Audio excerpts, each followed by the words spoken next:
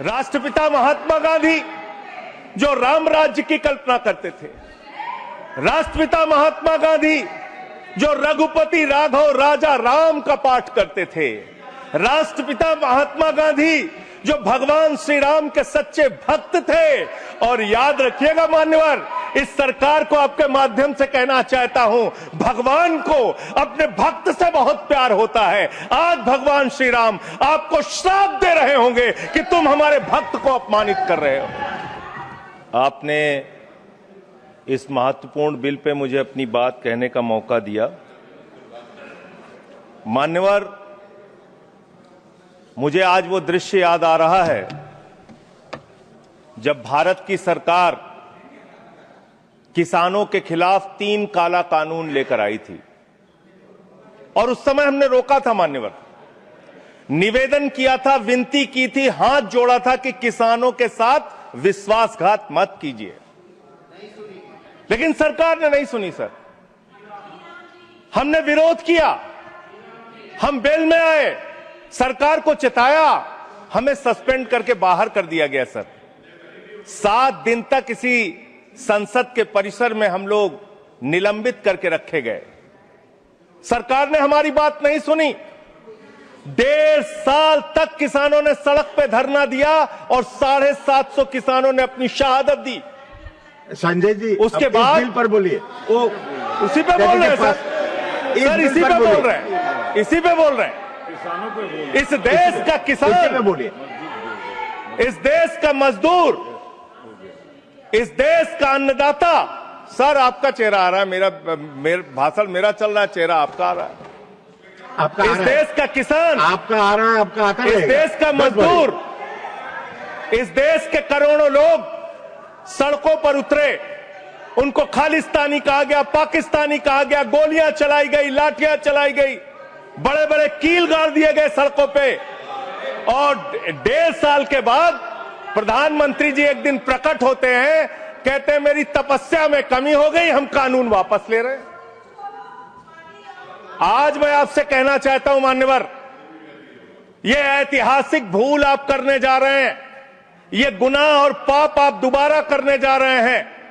और इस काले कानून को पास करने के बाद इस देश का मजदूर सड़कों पे उतरेगा, इस देश का किसान सड़कों पे उतरेगा, इस देश का आम आदमी सड़कों पे उतरेगा, जिसके पेट और पीठ दोनों पे आप छुरा मारने का काम कर रहे हैं।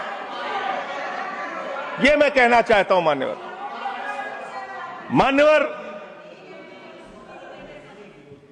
मान्यवर,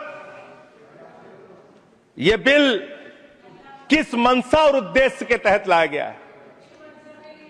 इस बिल को आपने कह दिया जी राम जी बिल है, जी राम जी बिल है। भगवान श्री राम का नाम लेके कितना गुनाह आप अपना छिपाना चाहते हैं, कितना गुनाह छिपाना चाहते हैं? राष्ट्रपिता महात्मा गांधी से आपको क्या समस्या है मान्यवर? अरे वो राष्ट्रपिता महात्मा गांधी इतने महान है, इतने महान है, इतने महान है कि दुनिया के 80 देशों में उनकी प्रतिमा लगी हुई है मान्यवर, 80 देशों में। और जब G20 का सम्मेलन हुआ, दुनिया के तमाम राष्ट्राध्यक्ष आए, दुनिया के तमाम प्रधानमंत्री और राष्ट्रपति आए, तो भारत के प्रधानमंत्री को मजबूर होकर उसी राजघाट पर महात्मा गांधी के सामने सर झुकाना पड़ा। वो गोलवरकर की समाधि पे नहीं गए, गांधी की समाधि पे गए। वो गोडसे की समाधि पे नहीं गए, गांधी की समाधि पे गए मान्यवर।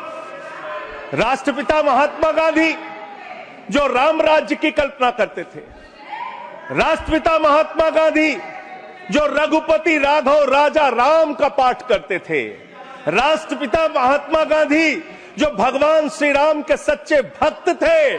और याद रखिएगा मान्यवर, इस सरकार को आपके माध्यम से कहना चाहता हूं, भगवान को अपने भक्त से बहुत प्यार होता है। आज भगवान श्री राम आपको श्राप दे रहे होंगे कि तुम हमारे भक्त को अपमानित कर रहे हो, तुम अपने भक्त को, तुम हमारे भक्त को अपमानित कर रहे हो।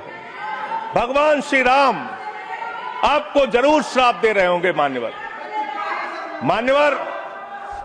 मैं शिवराज सिंह जी चौहान कृषि मंत्री जी को अटल जी के एक घटना से याद दिलाना चाहता हूं राम के नाम का महत्व।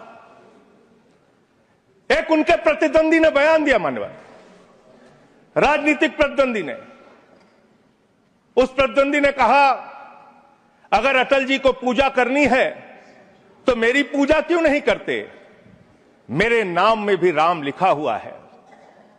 अटल जी ने उसको जवाब दिया, राम हमारे लिए मर्यादा के प्रतीक हैं, राम हमारे लिए आदर्श हैं, राम हमारे लिए आराध्य हैं, राम हमारे लिए देवतुल्य हैं। अरे राम वो हैं जो पिता का वचन निभाने के लिए 14 वर्ष तक वनवास में रहे। राम वो है जिसने लंका का नाश किया। और राम चरित्र का नाम है, राम मर्यादा का नाम है, राम आदर्श का नाम है। राम के नाम में चरित्र होना चाहिए, वरना तो हराम में भी राम लिखा हुआ है,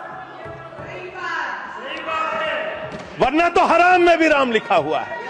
इसलिए राम का नाम लगा लेने मात्र से आपके गुनाह नहीं छिप जाएंगे। सुखराम नाम था ना मान्यवर, बेड के नीचे रुपया मिला था, बेड के नीचे रुपया मिला था।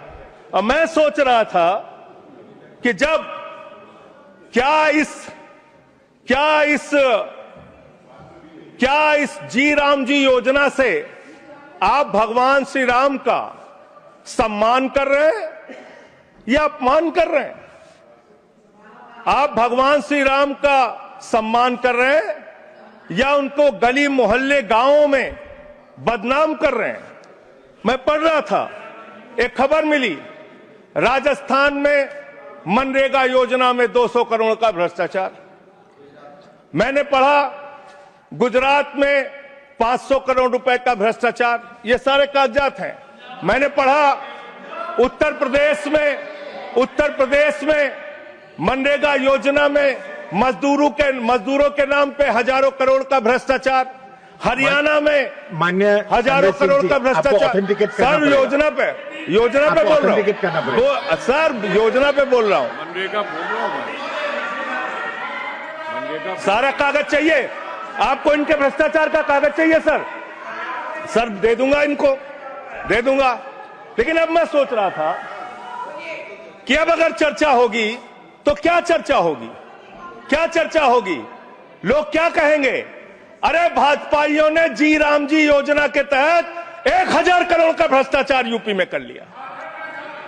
अरे भाजपाइयों ने हरियाणा में 500 करोड़ रुपए का भ्रष्टाचार जी राम जी में कर लिया। अरे भाजपाइयों ने महाराष्ट्र में जी राम जी के नाम पे करोड़ों का भ्रष्टाचार कर लिया। हाइपोथेटिकल बात कर रहे हैं। भाजपाइयों ने गुजरात में तो क्या बोलूं सर, क्या आपत्ति है इनको सर? क्या बोलूं, जी राम जी ना बोलूं सर? अब तो गुजरात में सैकड़ों करोड़ का भ्रष्टाचार भाजपाइयों ने जी राम जी के नाम पे कर लिया। पूरे देश में गांव में बिल पास नहीं हुआ विधायक है। इनके बीजेपी के विधायकों ने जी राम जी योजना में भ्रष्टाचार कर लिया। तो ये आप राम को सम्मान दे रहे हैं कि राम को अपमानित कर रहे हैं? आप राम को अपमानित कर रहे हैं। अरे बैठ जाओ, चंदा चोरी की है तुम लोगों ने, बैठ जाओ, चंदा चोरी की है तुमने भगवान श्री राम के नाम पे चंदा चोरी की है। बैठ जाओ, नहीं जाएगा। बैठ जाओ। मानवर देखिए हमारा समय खा रहे हैं सर ये लोग। मानवर एक लाइन मुझे याद आती है, इस बिल को पढ़ने के बाद, मेहनत तो करता हूं फिर भी घर खाली है बाबूजी। मेहनत तो करता हूं फिर भी घर खाली है बाबूजी। मिट्टी के कुछ दीपक ले लो, दिवाली है बाबूजी। मिट्टी के कुछ दीपक ले लो, दिवाली है बाबूजी। मान्यवर मैं भाजपाइयों के लिए, भाजपाई मित्रों के लिए एक गाना गाना चाहता हूं कि देखो ऐ दीवानों ऐसा काम ना करो, राम का नाम बदनाम ना करो, राम का नाम बदनाम ना करो।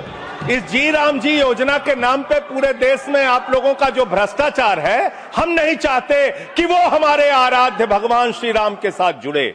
आप वो भ्रष्टाचार, वो चोरी, वो सारे कुछ लूटखोरी वो जोड़ना चाहते हैं, कमीशनखोरी राम जी के नाम से जोड़ना चाहते हैं।